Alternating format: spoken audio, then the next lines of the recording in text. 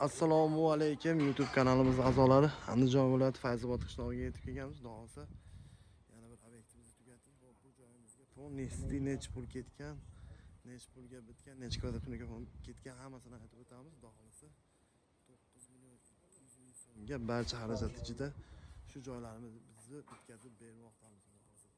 Shapkamiz o'sha uzunligi 24 metrga 1.10 chiqqan. Darvozaxonamiz 4 metrga 3.5 edi. 4 metrga 3.5 darvozaxona oyna rombilar bilan birgalikda 9 million 200 ming so'mga bitkazib bermoqdamiz. Qoshlarimiz yarilgan qoshlar. Ko'rib baho berasiz ishimizga. Burchaklari ham jotki holatda bo'lib bitgan.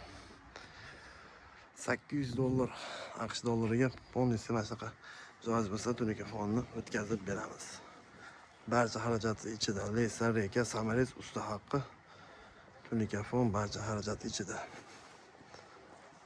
Mana darvozaxonamiz ko'rinishi yaqindan go'zal holatda bo'lib bitmoqda. Lyustrani uydaga solib berganman.